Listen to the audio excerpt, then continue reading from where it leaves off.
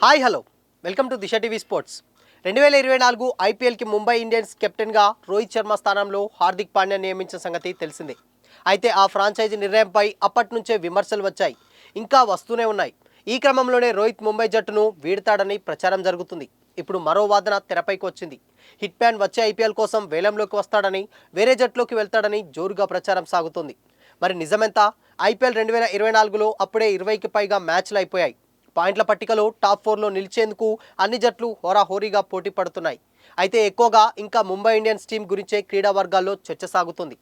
ఈ ఐపీఎల్కు ముందు Rohit శర్మను Mumbai Indians franchise కెప్టెన్గా తొలగించి ఆ స్థానంలో హార్దిక్ పాండ్యాను నియమించడంపై దీనిపై ఎక్కువగా విమర్శలు వచ్చాయి.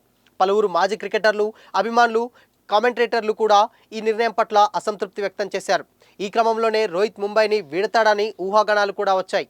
ఐపీఎల్ ముందు ప్రస్తుతం కూడా అదే వాదన ఇంకా వినిపిస్తూనే ఉంది.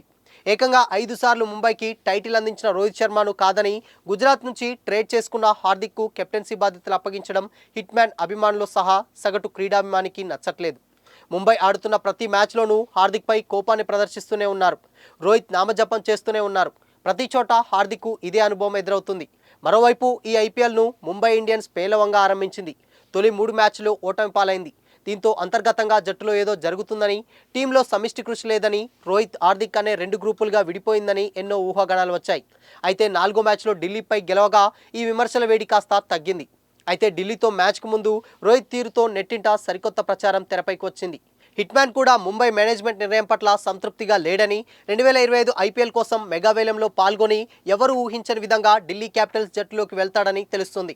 ఢిల్లీ క్యాపిటల్స్తో ఏప్రిల్ 7న ముంబై ఇండియన్స్ తలపడగా మ్యాచ్ ప్రారంభానికి ముందు రోహిత్ ఎక్కువగా Delhi franchise co-owner, JSW sports director Parth Jindal, captain Rishabh పంత్తో ఎక్కువగా మాట్లాడడం గమనించొచ్చు.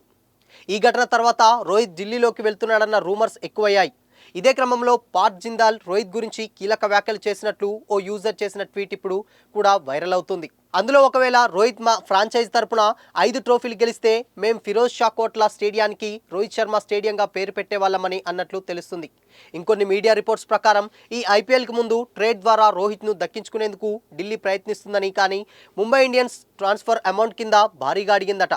ఈ క్రమంలోనే ఇప్పుడు 2025 ఐపీఎల్ మెగా వేలంలో ఢిల్లీ అతడి కోసం వెళ్తుందని మీడియా వార్తల సారాంశం. అయితే ప్రస్తుతానికి ఇవి ఊహాగానాలే అని గుర్తించాలి. పార్థ్ జిందాల్ నుంచి కానీ రోహిత్ శర్మ నుంచి కానీ ఇప్పటి వరకు ఎలాంటి అధికారిక ప్రకటన రాలేదు. దీంట్లో ఎంత నిజం ఉందో వారు చెబితే కానీ తెలియదు. మొత్తంగా రోహిత్ శర్మ ఢిల్లీ క్యాపిటల్స్ ఆడుతున్నారన్న రూమర్స్ ఎప్పుడూ నెట్టింట్లో వైరల్ అవుతూనే ఉన్నాయి.